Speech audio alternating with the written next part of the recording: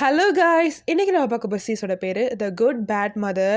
இது ஒரு ஸ்ட்ரிக்டான சிங்கிள் மதர் இருக்கும். அவங்க பையனுக்கு நடக்கிற ஸ்டோரி. அவங்க பையன் பெரிய ஆளாகணுங்கிறதால அவனை ரொம்ப ஸ்ட்ரிக்டாக வளர்க்குறாங்க. ஆனால் வளர்ந்ததுக்கப்புறம் அவங்கள வெறுக்க ஆரம்பிச்சிடான். அப்போ சடனாக ஒரு ஆக்சிடெண்ட்டில் அவன் மெமரிஸ் எல்லாம் போய் 7 வயசுக்கு போயிடான்.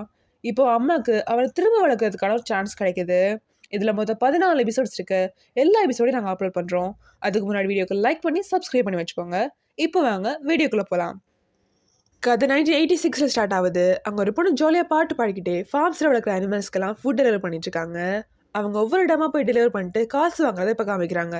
சில ஓனர்ஸ் காசு கொடுக்காம அதுக்கு பதிலாக வெஜிடபிள்ஸ் ஃப்ரூட்ஸ் எல்லாம் கொடுக்குறாங்க. அவங்க அதெல்லாம் வாங்கிட்டு அவங்க கடைக்கு வர ஓனர் இப்படித்தான் எல்லாம் காசு கொடுக்காம ஏமாத்திட்டு இருக்காங்கன்னு திட்டுறாரு.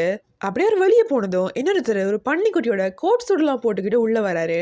அவங்க அவரை பார்த்ததும் என்ன ஃபிரல் இருக்குது அது போறீங்களான்னு கேட்க அவர் இல்லைன்னு சொல்லிட்டு பன்னிக்குட்டி அவங்க கிட்ட கொடுத்து எனக்கு கல்யாணம் பண்ணிக்கிறீங்களான்னு கேட்குறாரு. அவங்களும் அதுக்கிட்ட சந்தோஷமா ஓகேன்னு சொல்ல வர அந்த டைம் ஓனர் கதை திறந்துக்கிட்டு உள்ள வராரு. அப்ப கரெக்டா அந்த பன்னிக்குட்டி தப்பிச்சு ஓடிடுது. அவங்க 3 பேரும் அது பின்னாடியே வர்றாங்க. அது ஊருக்குள்ள அவங்களை சுத்த விட்டுட்டு கடைசி ரெஸ்டாரண்ட்டுக்குள்ள ஓடி போக அவங்க உள்ள போய் பிடிச்சிக்கிறாங்க. அதை பிடிச்சதான் அப்படியே சந்தோஷமாயிறாங்க. இப்போ டைம் ஸ்கிப் ஆகி அவங்களுக்கு கல்யாணம் ஆகி பிரெக்னெண்டா இருக்கிறத காமிக்கிறாங்க. அவர் ரொம்ப எக்ஸைட் ஆகி அப்பவே குழந்தைக்கு பேரெல்லாம் வச்சு பேங்க்ல பணம் எல்லாம் போட ஆரம்பிச்சிடாரு. அவர் பண்ணி வளர்க்குற பிசினஸ் தான் பண்ணிட்டு இருப்பாரு. அங்கேயும் ஒரு பண்ணி பிரெக்னெண்டா இருக்கும். அதையும் அவர் ரொம்ப கேர் எடுத்து பார்த்துப்பாரு. இப்படி அவங்க சந்தோஷமா இருக்க அவங்க ஊர் தலைவர் ஒரு நாள் அவங்க வீட்டுக்கு வராரு. அந்த டைம்ல தான் கோரியில ஒலிம்பிக்ஸ் நடக்கும். ஸோ ஒலிம்பிக்ஸ்க்கு முன்னாடி டோர்ச் டே நம்ம ஊர் வழியாக தான் நடக்க போகுதுன்னு அவர் சொல்ல அவங்க எல்லாம் சந்தோஷமாயிடுறாங்க. அப்படியே அவங்க நாட்டை சப்போர்ட் பண்ணுறதுக்கு நிறைய போஸ்டர்ஸ் பேனர்ஸ் எல்லாம் அவங்களே ரெடி பண்றாங்க. அப்போ சில ஆஃபீஸர்ஸ் அவங்க வீட்டுக்கு வந்து இங்கே ரிலே மட்டும் இல்லை மேரத்தோனும் நடக்க போகுது. அப்போ நேஷனல் டிவியில் இந்த பண்ணி விற்கிற இடத்த காட்டினா நாட்டுக்கே அவமானம். வெளிநாட்டுக்காரங்களாம் கொரியா பற்றி என்ன நினைப்பாங்க, அதனால ஃபார்மை க்ளோஸ் பண்ணுங்கன்னு சொல்கிறாங்க. அவர் கோமா அவங்களை வெளியே போக சொல்ல நீ எங்ககிட்ட திமிரா பேசிட்டான்னு கேட்டு அவங்க அடிக்க வராங்க. அப்போ அவங்க வந்த காலையில் இன்னொருத்தர் இறங்கி இப்படி அவர்கிட்ட பேசி அவரை பயப்படுத்துவீங்கன்னு அவங்களை திட்டிட்டு நான் உங்களுக்கு புரிய வைக்கிறேன்னு சொல்கிறாரு. அவர் தான் இந்த கன்ஸ்ட்ரக்ஷன் கம்பெனியோட சிஇஓ. அப்படியே அவர்கிட்ட வந்து ஒரு ஃபாரின் சிகரெட்டை கொடுத்துட்டு இது ரொம்ப எக்ஸ்பென்சிவ், என் ஃப்ரெண்ட்ஷிப்புக்கு சைனாக எடுத்துக்கோங்கன்னு சொல்கிறாரு. அதுக்கு இவர் ஃபாரின் பிராண்ட் சிகரெட் யூஸ் பண்ணிட்டு நீங்கள் நாட்டு பக்தியை பற்றி பேசுறீங்களான்னு கேட்க எல்லாமே ஷாக் ஆயிடுறாங்க. அப்படியே நீங்கள் மேரத்தான் ரிலே எல்லாம் மெதுவாக ஷூட் பண்ணால் கூட எங்கள் ஃபார்ம் 30 செகண்ட்ஸ்க்கு மேலே ஸ்க்ரீனில் வராது. அப்புறம் டிவியில் ஸ்மெல்லும் தெரியாது. இந்த ஃபார்ம் பிஸ்னஸை நாங்கள் ரொம்ப ஜெனரேஷனாக பண்ணிகிட்டு இருக்கோம். இதுக்கப்புறம் என் பையனை தான் பண்ணுவான். இனிமேல் இதை பற்றி பேசுங்க யாரும் வரக்கூடாதுன்னு கத்திட்டு அவர் உள்ளே போயிடறாரு. அன்னைக்கு நைட் ப்ரெக்னெண்டாக இருந்த பண்ணியை மட்டும் வேறு இடத்துக்கு தனியாக ஷிஃப்ட் பண்ணிட்டு அவங்க 2 பேரும் தூங்க போகிறாங்க.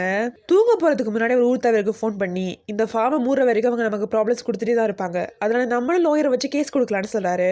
அந்த டைமில் வெளியே அந்த ஃபார்முக்கு அன்னைக்கு வந்தவங்க தீ வச்சுட்டு போயிடறாங்க. இவங்க வெளியே ஓடி வந்து பார்க்க எல்லாமே எரிஞ்சு போயிருக்கும். இவர் அந்த பண்ணிகளை காப்பாற்ற உள்ள ஓட பார்ப்பாரு. அவர் வைஃப் தான் அவங்கள பிடிச்சிப்பாங்க. அப்படியே 2 பேரும் பிரேக் ஆகி அழுறத காமிக்கிறாங்க.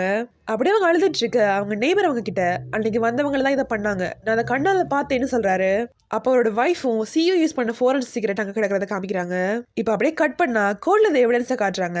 அவங்க லாயர் இது ஒரு அமெரிக்கன் பிராண்ட், இது இங்கே கிடைக்காது, இதை சாதாரண ஆளுங்களால இம்போர்ட் பண்ணவும் முடியாது, ஸோ நீங்கள் தான் அதை யூஸ் பண்ணியிருக்கணும்னு சிஓ கிட்ட சொல்கிறாரு. அதுக்கு அவர் அன்னைக்கு நான் விசிட் பண்ண எல்லா ஃபார்ம் ஓனர்ஸ்க்கும் அதை கொடுத்தேன், ஸோ அவங்க தான் அதை யூஸ் பண்ணியிருக்கணும்னு மாற்றி சொல்லிடுறாரு. அப்படியே லாயர் அன்னைக்கு நடந்த நேரில் பார்த்த நெய்பர் சாட்சி சொல்ல வர அவர் அப்படியே மாற்றி அன்னைக்கு நான் சரியாக கவனிக்கலைன்னு சொல்லிடுறாரு. அவர் மட்டும் இல்லை அவரோட நெய்பர்ஸ் எல்லாருமே அது ஏதோ லீக்கால தான் நடந்துச்சுன்னு போய் சாட்சி சொல்கிறாங்க. கோர்ட்லேயும் எவிடன்ஸ் எதுவும் இல்லைன்னு சொல்லி கேஸை டிஸ்மிஸ் பண்ணிடுறாங்க. அவருக்கு என்ன பண்ணுறதுனே புரியல. இப்போ அடுத்த நாள் அவர் அந்த நெய்பருக்காக வெயிட் பண்ணிட்டு இருக்காரு. அந்த நெய்பரோட பாதத்தை ஓட ட்ரை பண்ண இவர் கீழே உட்காந்து ப்ளீஸ் அப்படின்னு சொல்கிறாரு. அவருக்கு ஒரு மாதிரியாக அன்னைக்கு என்ன நடந்துச்சுன்னு ஃபுல்லாக சொல்லிடுறாரு. அவரோட அம்மா ஆப்ரேஷனுக்கு அவர் காசு தேவைப்பட்டிருக்கும். அதோட அவர் ஃபார்மை புல்டோசர் வச்சு தரமாட்ட ஆகிருன்னு மிரட்டி இருப்பாங்க. அதனால தான் அவர் அப்படி போய் சாட்சி சொல்லியிருப்பாரு. அந்த நெய்பர் சொன்னதெல்லாம் இவர் ரெக்கார்ட் பண்ணிட்டு வந்து தன்னோட லாயர் கிட்டே காட்டுறாரு. அவரும் இது போதும், இதை வச்சு திரும்ப கேஸை ஓப்பன் பண்ணிடலான்னு சொல்ல அவர் நிறைய நியூஸ் பேப்பர் ரிப்போர்ட்ஸ் எல்லாம் காட்டி நான் இவரை பற்றி ரிசர்ச் பண்ணேன், இவர் கம்பெனிக்கு சிஇஓவாக இருக்காரு, இந்த மாதிரி நிறைய தடவை நிறைய ஃபார்ம் பில்டிங்ஸ்லாம் டிமோலிஷ் பண்ணியிருக்காரு, அவர் மேலே போட்ட எல்லா கேஸுமே சாட்சியில் அதெல்லாம் க்ளோஸ் பண்ணியிருக்காங்க, ஸோ இதை நாளைக்கு நான் ரிப்போர்ட்டர்ஸ் கிட்ட காட்ட போறேன்னு சொல்றாரு. அப்படியே அந்த லாயர் கிட்ட அவர் குழந்தைக்காக சர்வ் பண்ண மணி எல்லாத்தையும் கொடுத்துட்டு இவ்வளோதான் என்கிட்ட இருக்கு, ப்ளீஸ் எங்களுக்கு நியாயம் வாங்கி கொடுங்கன்னு சொல்றாரு. லாயர் சரின்னு சொல்ல எல்லா எவிடன்ஸையும் எடுத்துக்கிட்டு அவர் கிளம்பிடுறாரு. அவர் போனதும் லாயர் அந்த சிஓ கோல் பண்ணி எல்லாத்தையும் சொல்லிடுவாரு. ஸோ இங்கே தான் அவர் சிஓக்காக தான் ஒர்க் பண்ணிட்டு இருக்காருன்னு ரிவீல் பண்றாங்க. இப்போ அவர் காரில் போயிட்டு இருக்க அந்த சிஓவும் அவர் ஆளுங்களும் ரோட்ல அவரை பிளாக் பண்றாங்க. அப்படியே அவரை கொண்டு சூசைட் மாதிரி செட் பண்ணிடுறாங்க. அப்படியே ஒரு வைஃப் அவர் ரெட் பாடிக்கு முன்னாடி என்ன அழுறதை காமிக்கிறாங்க. இங்கே அந்த லாயருக்கு சிஓ காசு அனுப்பியிருப்பாரு. அப்போ செத்தரோட வைஃப் வர பார்க்க வராங்க. அவர்கிட்ட எனக்கு நடந்த சந்தேகம் இருக்கு, அவர் ரொம்ப கான்ஃபிடென்ட்டாக உங்களை பார்க்க வந்தாரு, அவர் சூசைட்லாம் பண்ண சான்ஸே இல்லைன்னு சொல்லி அவரோட போஸ்ட்மார்ட்டம் ரிப்போர்ட்ஸ் எல்லாம் எவிடன்ஸாக காட்டுறாங்க. அவர் ஃபர்ஸ்ட் ஷாக் ஆகிறாரு. அப்படியே சமாளிச்சு அவங்க ஹஸ்பண்ட் கொடுத்துட்டு போன பேங்க் புக் எடுத்துட்டு வந்து அவங்க கிட்ட கொடுத்து, என்கிட்ட அவர் எந்த எவிடன்ஸும் காட்டல, வரும்போது ரொம்ப கவலையா இருந்தாரு, எனக்கு ஏதாவது ஆச்சுன்னா இதை உங்ககிட்ட கொடுக்க சொன்னாரு, ஸோ இதை கண்டிப்பா சூசைட் தான் சொல்லி சமாளிச்சிடுறாரு. அதை பார்த்ததும் அவங்க அழ ஆரம்பிச்சிடுறாங்க. அவங்க வீட்டில் ப்ரெக்னெண்டாக இருந்த பண்ணி மட்டும்தான் இப்போ சேஃபாக இருக்கும். அவங்க அது முன்னாடி இது எல்லாமே என்னால் தான், அவர் என்கிட்ட எந்த பிரச்சனையுமே சொல்லலை, நான் அவருக்கு நல்லா சப்போர்ட்டாகவே இருக்கலன்னு சொல்லி அழுதுகிட்டே இருக்காங்க. அப்படியே என் பிள்ளை இதை மாதிரி நான் விட்டுற மாட்டேன், நான் என்ன பண்ணியாச்சும் அவரை பெரிய ஆளாக்குவேன்னு சொல்கிறாங்க. அப்படி அவர் சேவ் பண்ணி வச்சிருந்த காசெல்லாம் வச்சு வேறொரு ஊரில் வீடு ஃபார்ம் எல்லாம் வாங்குறாங்க. இப்போ அவங்க அந்த வீடை க்ளீன் பண்ணுறது, பெயிண்ட் பண்ணுறது, ஃபார்மை பார்த்துக்கிறது எல்லாம் ஒரு 3 டச்சா போடுறாங்க. ஒரு நாள் அவங்க பண்ணியெல்லாம் கூட்டிகிட்டு போயிட்டுருக்க அந்த ஊரில் இருக்கிறவங்க அதை பார்த்து ஷாக் ஆகிறாங்க. ஏன்னா அவங்க ஊர் ரொம்ப க்ளீனாக இருக்கும், பண்ணியெல்லாம் வளர்த்தா ஊரே க்ளீன் இல்லாமல் ஆகிடும்னு அவங்க பயந்துடுறாங்க. அப்படியே ஒரு நாள் அவங்க ஃபார்மில் ஒர்க் பண்ணிட்டு இருக்க ஊர் ஆளுங்கெல்லாம் கன்னெல்லாம் எடுத்துக்கிட்டு அங்கே வராங்க. அப்படியே அவங்க என்ன பண்ணலான்னு பேசிட்டு இருப்பாங்க. அந்த ஊர் தலைவரோட ஒய்ஃப் எப்போயும் பியூட்டி மாஸ்க் போட்டுகிட்டே தான் இருப்பாங்க. அவங்க பக்கத்து ஊரில் இப்படி தான் ஒரு ஃபைட்டில் தண்ணியில் பூச்சி மருந்து கலந்து கொடுத்து தான் சண்டையை முடிச்சாங்கன்னு சொல்கிறாங்க. அதை கிட்ட அவங்க ஹஸ்பண்டே பயந்துட்டாரு. அப்போ தான் ஃபார்மில் ஒர்க் பண்ணிட்டு இருந்தவங்க வெளியே வர, ஐயோ ஒரு ப்ரெக்னென்டான பொண்ணை பார்க்க கன்னெல்லாம் எடுத்துகிட்டு வந்தோன்னு அவங்க ஷாக் ஆயிடுறாங்க. அங்கே இருந்த இன்னொரு லேடியும் நானும் ப்ரெக்னென்ட் தான் இருக்கேன்னு சொல்லி சந்தோஷமாக சொல்கிறாங்க. இன்னொருத்தங்களும் எனக்கு இப்போ தான் குழந்தை பிறந்துச்சுன்னா அவங்க பையனை காட்டுறாங்க. எல்லாரும் அப்போ நம்ம எல்லா பசங்களுக்கும் ஒரே வயசு தான், அவங்க எல்லாரும் ஒன்றா வளருவாங்க இல்லைன்னு சொல்ல எல்லாருமே சந்தோஷமாயிடுறாங்க. அப்படியே அவங்க ப்ரெக்னென்ட் இருந்த மதல் அடிக்கிட்ட இந்த வாட்டியாச்சும் உங்களுக்கு பையன் பிறப்பாருன்னு கேட்க அவங்க, நான் யோசிக்கிறேன் போய் பார்த்தேன், அவர் பையன் தான் சொல்லிட்டாருன்னு சொல்ல எல்லாருமே வந்த விஷயத்தை விட்டு ரொம்ப ஹாப்பி ஆயிடுறாங்க. சந்தோஷமா பேசிட்டு இருக்கும்போது திடீர்னு ஞாபகம் வந்து இந்த பிக் ஃபார்ம் எல்லாம் இங்கே இருக்கக்கூடாது, ஒரு வேளை டிசீஸ் வந்துருச்சுன்னு அவங்க சொல்றாங்க. ஊர் தலைவரும் நீங்க இப்பவே காலி பண்ணிட்டு போகணும், இல்லைன்னா நான் கம்ப்ளைண்ட் பண்ணுவேன்னு சொல்ல அவங்க ரொம்ப சேட் ஆயிடுறாங்க. அப்படியே யோசிச்சுட்டு அப்போ நானும் கம்ப்ளைண்ட் பண்ணுவேன், நீங்களும் ஒழுங்கா ஓட்டிங் பண்ணி தலைவரை சூஸ் பண்ணலாம் எனக்கு தெரியும், அப்புறம் உங்க வீட்டு நாயெல்லாம் இரவு ஃபுல்லாக குளிச்சுட்டே இருக்குன்னு சொல்ல எல்லாரும் தலையை பிடிச்சிட்டு சண்டை போட ஆரம்பிச்சிடுறாங்க. அந்த மாஸ்க் லேடி மட்டும் தான் காமா ஃபைட்டை வெடிக்க பார்த்துட்டு இருக்காங்க. அப்போ கரெக்டாக அவங்களுக்கு லேபர் பெயின் வந்துடுது. அவங்க எல்லாரும் அவங்களை உள்ள தூக்கிட்டு போயிடுறாங்க. ஊர் தலைவர் மதிலுக்கு மேலேன்னு ஆம்புலன்ஸுக்கு வழி சொல்லிட்டு இருப்பாரு, ஏன்னா கவரேஜ் இருக்காது. மற்றவங்களாம் ப்ரே பண்ணிட்டு இருக்க குழந்தையும் பிறந்துடுது. ஊர் தலைவர் ஆம்புலன்ஸ்க்கு வழி சொல்லி கழிச்சு போய் இது குழந்தையும் பிறந்துருச்சு நீ வரவே வேணான்னு திட்டிட்டு கீழே இறங்கி வராரு. எல்லாரும் கட்டி பிடிச்சி டான்ஸ்லாம் ஆடுறாங்க. அந்த குழந்தை தான் நம்ம கதையோட ஹீரோ. ஒரு லேடி வழியே வந்து மற்றவங்க கிட்ட ஆண் குழந்தை பிறந்திருக்குன்னு சொல்றாங்க. இன்னொரு லேடி பிரெக்னெண்டா இருந்தாங்கல்ல, அவங்க ஹஸ்பண்ட் சந்தோஷத்துல அழவே ஆரம்பிச்சிட்டாரு. மற்றவங்க எல்லாம் நீ ஏன் அழுறன்னு கேட்க, எனக்கும் ஆண் குழந்தை தான் பிறக்க போகுது, சோதான் ட்ரையல் பாக்குறேன்னு சொல்றாரு. அப்ப கரெக்டா அவர் ஒய்ஃபுக்கு லேபர் பெயின் வந்துருது. அவங்க எல்லாரும் திரும்ப உள்ள தூக்கிட்டு போறாங்க. ஊர் தலைவர் மறுபடியும் மதலுக்கு மேல ஏறிறாரு. இப்ப அந்த குழந்தையும் பிறக்குது. அந்த குழந்தை தான் நம்ம ஹீரோயின். ஆண் குழந்தை பிறக்காதால அந்த ஹஸ்பண்ட் கோவத்துல வீட்டுக்கே போயிடறாரு. அங்க இன்னொரு குழந்தையும் இருக்கும்ல, அவன் பேரு சாம்சிக், அவனை நம்ம சாம்னு கூப்பிட்டுக்கலாம். ஊர்க்காரங்களாம் இந்த 3 குழந்தைங்களும் ஃபியூச்சர்ல பெஸ்ட் ஃப்ரெண்ட்ஸா இருப்பாங்கன்னு சொல்றாங்க. அவங்க எல்லாம் சந்தோஷமா பேசிட்டு இருக்க மாஸ்க் லேடி அப்ப நான் இவங்களை ஊரை விட்டு துரத்த போறது இல்லையான்னு கேட்க அவங்க ஹஸ்பண்ட் ஓடி போய் அவங்களை தடுத்துறாங்க. இப்போ டைம் ஸ்கிப் ஆகுது. ஹீரோயின் ஒரே கிளாஸ்ல தான் படிக்கிறாங்க. ஹீரோயின் அவனை ஸ்கூல் டூருக்கு போலான்னு கூப்பிடுறா. ஆனா அவன் அம்மா விட மாட்டாங்கன்னு சொல்லிடுறான். அவ என்ன இவங்க இவ்வளவு ஸ்ட்ரிக்டா இருக்கான்னு பேசிட்டு இருக்க சாம் அவன் மேல ஷூவால அடிக்கிறான். உடனே ஓடி வந்து, ஐயோ உன் மேல ஷூ பட்டுடுச்சா, இப்போ பண்ணி மனம் மணக்குமேன்னு அவனை புள்ளி பண்றான். உடனே ஹீரோயின் கோவம் வந்து போட்டு அடிக்கிறா. ஆனா ஹீரோ கண்டுக்கா படிச்சுட்டே இருக்கான். அப்போ சாம் ஹீரோனை தள்ள விட்டுட்டு அவனுக்கே சப்போர்ட் பண்ற, அவனுக்கு அப்பா கூட இல்லைன்னு சொல்ல ஹீரோ கோவம் வந்தது. அவனை போய் அடிக்கிறான். இந்த விஷயம் வீட்டுக்கு தெரிஞ்சிருது. ஹீரோட அம்மா அவனை போட்டு அடிக்கிறாங்க. ஹீரோ அவன் என்ன புள்ளி பண்ணான் அதான் அடிச்சுன்னு சொல்ல அவங்க கேட்காம அவனை போட்டு அடிச்சுட்டே இருக்காங்க.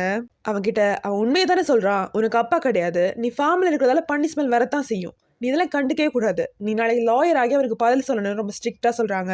அவன் அழுதுகிட்டே அதான் நான் ஸ்கூல் டூருக்கு போக கூடாதான்னு கேட்க, ஆமா நீ சக்சஸ் ஆகணும்னா சாக்ரிஃபைஸ் பண்ணி தான் ஆகணும்னு சொல்றாங்க. அவன் அப்படியே இன்னும் அழுதுகிட்டே சாப்பிடலான்னு போக சாப்பிட்டதெல்லாம் போதும், ரொம்ப சாப்பிட்டா தூக்கம் வரும், அப்புறம் படிக்க முடியாதுன்னு தட்டை எடுத்துட்டு போயிடறாங்க. ஸோ இதுல இருந்து அவன் எவ்வளவு ஸ்ட்ரிக்டா வளர்க்குறாங்கன்னு நமக்கு புரியும். இங்க ஹீரோயின் வீட்டுக்கு வேற அவங்க அம்மாவோட முகம் எல்லாம் காயமா இருக்கு. அவங்களும் அழுதுகிட்டே இருக்காங்க. அவளுக்கு உடனே அவ அப்பா தான் காசு காப்பெல்லாம் பண்ணிருக்காருன்னு புரியுது. நேரா அப்பாவை தேடி போய் மிரட்டிட்டு வரா. அவளுக்கு 2 அக்கா இருப்பாங்க. ஆனா அவங்க அதெல்லாம் கண்டுக்காம வீட்டுல டான்ஸ் ஆடிட்டு இருப்பாங்க. அவளுக்கு தான் அவ அம்மா வச்சு கவலையா இருக்கும். அவளுக்கு சின்ன வயசுல இருந்தே நெயில் ஆர்டிஸ்ட் ஆகணும் தான் ஆசை. அவங்க அம்மா தூங்கினதுக்கு அப்புறம் மார்க்கரை வச்சு அவங்க நெயில்ஸ் எல்லாம் கலர் பண்றா. இப்ப அப்படி டைம் திரும்ப ஸ்கிப் ஆகுது. இப்ப எல்லாரும் வளர்ந்துறாங்க. ஹீரோயின் இப்பவும் அவங்க அம்மாவுக்கு அவங்களுக்கு தெரியாமலே நெயில் ஆர்ட்லாம் பண்றா. அவங்க அம்மாவால துரத்தி அடிக்கிறாங்க. அன்னைக்கு அவளுக்கும் ஹீரோக்கும் பர்த்டே. ஸோ ஹீரோக்கு சாப்பாடு ரெடி பண்ணிட்டு போறா. ஹீரோ லஞ்ச் டைம்ல கூட தனியா ரூம்ல உட்காந்து படிச்சுட்டு இருப்பான். அதனால அவன் அங்கேயே போய் அதை அவன்கிட்ட கொடுக்குறா. சாம் ஹீரோ ரூமுக்குள்ள போறதை மட்டும் தான் பார்த்திருப்பான். அவனுக்கு ஹீரோ உள்ள இருக்கிறது தெரியாது. ஸோ ஹீரோவை வெறுப்பேற்றுறதுக்கு அந்த ரூமை வெளியே பூட்டிட்டு போயிடுவான். உள்ள ஹீரோவை கொண்டு வந்தது சாப்பிட்றான். ஆனால் ஃபுல்லா சாப்பிடல. ஏன்னா அவன் அம்மா அவனை ஃபுல்லா சாப்பிட விடவே மாட்டாங்க. ஹீரோயின் ஏன்னு கேட்க, நான் ஃபுல்லா சாப்பிட்டா தூங்கிடுவேன், அப்புறம் படிக்க முடியாது, அப்புறம் நான் லாயர் ஆக முடியாதுன்னு சொல்றான். உனக்கு நிஜமாய் லாயர் ஆகணும்னு தான் ஆசையான்னு கேட்க, எனக்கு என்ன ஆசைன்னு எனக்கு தெரியாது, நான் பிறகுறதுக்கு முன்னாடி இதெல்லாம் டிசைட் பண்ணிட்டாங்கன்னு சொல்றான். ஏன்னா அவங்க அம்மா ஹீரோவை லாயர் ஆக்கி அவன் அப்பா மாதிரி ஆளுங்களுக்கு ஜஸ்டிஸ் வாங்கி கொடுக்கணும்னு தான் அவனை எப்படி படிக்க வைப்பாங்க. அவன் சாப்பிட்டு முடிச்சுட்டு வெளியே போகலான்னு பார்க்க டோர் லாக் ஆகிருக்கும். ஆல்மோஸ்ட் நேரம் கிளம்பி இருப்பாங்க. ஸோ அவங்களுக்கு கதவை தட்டு சத்தமும் கேட்காது. இங்கே ஹீரோட வீட்டில் அவன் பர்த்டேங்கிறதால அவனுக்கு டின்னர் கேக்கெல்லாம் ரெடி பண்ணிட்டு அவன் நைட் ஸ்டடி முடிச்சுட்டு வரதுக்காக அம்மா வெயிட் பண்ணிட்டு இருப்பாங்க. ஆனால் ரொம்ப நேரம் கழிச்சு அவன் வராதால அவங்களும் ஹீரோட அம்மா, ஊர் தலைவர், அவரோட வைஃப் எல்லாரும் அவங்களை தேடி போறாங்க. ஹீரோட அம்மா நாளைக்கு ஒரு முக்கியமான எக்ஸாம்ஸ் இருக்கு, அவன் வேற எங்கேயும் போயிருக்க மாட்டான்னு சொல்றாங்க. அவங்க எல்லா நேரம் சாமோட வீட்டுக்கு போறாங்க. அங்க போய் ஹீரோயின் காணும்னு சொல்ல அப்போதான் சமூக ஹீரோன் உள்ள வச்சு பூட்டிட்டு உடனே புரியுது. உடனே எல்லாம் தள்ளி விட்டு நேரம் ஸ்கூலுக்கே ஓடுறான். அவங்களும் ஃபாலோ பண்ணிட்டே வராங்க. உள்ள வந்ததும் ஹீரோட அம்மா என்ன எதுனா கேட்காம அவன்கிட்ட கோமா எவ்வளவு நேரமா இங்க இருக்க, கிளாஸத்தை மிஸ் பண்ணிட்டு திட்டிட்டு அவனை கூட்டிட்டு போறாங்க. மற்றவங்க எல்லாரும் இவங்க பையன் இவ்வளோ நேரமா லாக் ஆகியிருந்திருக்கான், இவங்க கிளாஸை பற்றி கவலைப்படுறாங்கன்னு பேசுறாங்க. சாமோட அப்பா அதான் அவங்க போல நல்ல பையனா இருக்கான், எனக்கு வந்து வாச்சிருக்கேன்னு சொல்றாரு. ஹீரோ வீட்டுக்கு வந்ததும் நான் கொஞ்சம் இதுக்கு முன்னாடி சாப்பிட்டேன்னு சொல்றான். அவங்களும் அப்படின்னா டின்னர் சாப்பிட வேணாம், நாளைக்கு எக்ஸாம்ல போய் தூங்குன்னு சொல்றாங்க. அடுத்த நாள் அவனை ஸ்கூலை ட்ராப் பண்ணிட்டு லஞ்ச் டைம்ல ரைஸ் சாப்பிடாத, தூக்கம் வரணும்னு சொல்லிட்டு போறாங்க. அவன் உள்ள வர ஹீரோ அவனை கூப்பிட்டு அவன் விரல எல்லோ கலர் நெயில் பாலிஷ் போட்டு வர்றான். இன்னைக்கு தான் லக்கி கலர்னு கேலண்டர்ல போட்டிருக்குன்னு சொல்றா. அவன் அப்போதான் சிரிக்கிறான். நார்மலே அவன் எப்பவுமே சீரியஸா தான் இருப்பான். அப்படியே எனக்கு டிஃபன் பாக்ஸ் சாப்பாடுலாம் கொடுத்துட்டு நீ யார் சொல்றதையும் கேட்காத, வயிறு ஃபுல்லா சாப்பிடுன்னு சொல்லி எக்ஸாமுக்கு விஷலாம் பண்றா. அவனும் சந்தோஷமா உள்ள போக கரெக்டா ஒரு பைக் வேகமா வந்து அவளை அடிச்சிடுது. அதே டைம் இங்க அவன் அம்மா அவன் அப்பாவோட சிமெட்ரிக்கு போய் இன்னைக்கு தான் அவன் ரொம்ப கஷ்டப்பட்டு படிச்ச எக்ஸாம் டே, இன்னைக்கு நீங்க தான் அவனுக்கு ஹெல்ப் பண்ணணும்னு சொல்றாங்க. இங்க ஹீரோயின் ஹாஸ்பிட்டல்ல கண்ணு முழிக்கிறா. ஹீரோ பக்கத்துல தான் இருக்கான். நீங்க என்ன பண்ற, இன்னைக்கு ஒரு எக்ஸாம்ல நீ விட்டுட்டு வந்துட்டியான்னு கேட்டா வாழ ஆரம்பிச்சிடா. அவனுக்கு அது எவ்வளவு முக்கியம்னு அவனுக்கு தெரியும். அவளை கான்சல் பண்ணி நான் அடுத்த வருஷம் எழுதிக்கிறேன்னு சொல்றான். ஆனா அவ அழுதுகிட்டே இருக்கா. இப்ப கட் பண்ண வீட்டுல அவன் அம்மா மேல கோமா தண்ணி ஊத்தி வெளியே போடான்னு கத்துறாங்க. அவன் ஒன்னும் சொல்லாம திரும்பி போக அங்க நீ மட்டும் தான் இருந்தியா, அவளுக்கு நீ என்ன போடி காட்டா, நீ எதுக்கு எக்ஸாம்ல விட்டு அவ கூட போனேன்னு கோமா கேக்குறாங்க. அவன் திரும்பி அவளுக்கு அடிபட்டுடுச்சுன்னு சொல்ல அவனை செத்தா போயிட்டா, அவளுக்காக உன் லைஃபை வேஸ்ட் பண்ணிக்கிறேன்னு கேட்குறாங்க. அதை கேட்டவனுக்கு கோவம் வந்துடுது. ஏன் லைஃபா, இது உங்க லைஃப், நீங்க தான் எனக்காக எல்லா டிசிஷனும் எடுத்துட்டு இருக்கீங்க, என்னால் இதுக்கு மேல முடியல, அப்ப இப்படி செத்து போனதுக்கு நான் எப்படி பொறுப்பாக முடியும்னு கத்துறான். உடனே அவன் கண்ணத்துலேயே அவங்க அரைஞ்சிடறாங்க. அப்போ அவர் செத்ததுக்கு வேற என்னதான் காரணம், நீ இதை தப்பிக்கணும்னா ஒழுங்கா படிச்சு லாயர் ஆகணும், அப்படி பண்ணா மட்டும்தான் நீங்க இந்த போலான்னு கத்துறாங்க. அவ எமோஷனலா நீங்க ரொம்ப செல்ஃபிஷான பர்சன், நீங்க மற்றவங்களுக்கு ஹெல்ப் பண்ண என்ன லாயர் ஆக விரும்பல, உங்களுக்கு பவர் வேணும்னு தான் பண்றீங்க, உங்களுக்கு அதுதான் வேணும்னா நான் கண்டிப்பா பண்றேன்னு சொல்லிட்டு உள்ளவே படிக்க ஆரம்பிச்சிடறான். இப்ப டைம் திரும்ப ஸ்கிப் ஆகுது. அவன் இப்ப லாயர் ஆயிடுறான். அவன் அம்மா அவனுக்கா கோயில்ல போய் வேண்டிட்டு இருக்காங்க. ஒரு கன்ஸ்ட்ரக்ஷன் சைட்ல ஒரு எம்ப்ளாயி சேஃப்டி நெட் இல்லாதால மேல இருந்து கீழே விழுந்திருப்பாரு. ஸோ ஹீரோ அந்த கம்பெனியோட சூப்பர்வைசருக்கு எதிராக வாதாடிட்டு இருப்பான். அவன் கோர்ட் முடிஞ்சு வெளியே வர அந்த சூப்பர்வைசரோட வைஃப் அவங்ககிட்ட வந்து அந்த கம்பெனியோட பழியிலேயே ஹஸ்பண்ட் மேல போட பாக்குறாரு. அவர் சேஃப்டி நெட் தர சொல்லி ரொம்ப நாள் கேட்டு தான் இருந்தாரு. அவங்க தான் அதை இக்னோர் பண்ணாங்கன்னு சொல்லி எவிடன்ஸ் எல்லாம் காட்டுறாங்க. ஹீரோ அவங்க கிட்ட எதுக்கு இதை உங்க லாயர் கிட்ட கொடுக்காம என்கிட்ட கொடுக்குறீங்கன்னு கேட்க அவங்க அந்த லாயர் அந்த கம்பெனிக்கு தான் சப்போர்ட் பண்றாரு, அதை உங்ககிட்ட கொடுக்குறேன்னு சொல்றாங்க. அவங்க அழுதுகிட்டு கேட்க ஹீரோ ஓகேன்னு சொல்லிடுறான். அவங்க போனதும் நேரம் அந்த கம்பெனி சிஇஓக்கு கால் பண்ணி நடந்த எல்லாத்தையும் சொல்றான். ஸோ அவன் ஆல்ரெடி காசு வாங்கிட்டு தான் இப்பெல்லாம் பண்றான்னு ரிவீல் ஆகும். இந்த சீனை நம்ம ஏற்கனவே பார்த்துருக்கோம்ல. அவன் அப்பாவோட லாயர் இப்படி தான் பண்ணியிருப்பாரு. ஸோ அவங்க அம்மா எப்படிலாம் அவன் ஆகக்கூடாதுன்னு நினச்சாங்கனோ அப்படியே அவன் இருக்கான். அப்படியே அந்த சிஇஓவும் பார்க்க போகிறான். நம்ம அவர் ஏற்கனவே மீட் பண்ணியிருக்கோம். ஹீரோட அப்பாவை கொண்ட அதே சிஇஓ தான். இந்த ரிவீலோட இந்த எபிசோட முடியுது. அடுத்த வீடியோ சந்திக்கலாம். அதுக்கு முன்னாடி வீடியோக்கு லைக் பண்ணி சப்ஸ்கிரைப் பண்ணி வச்சுக்கோங்க. பாய் பாய்.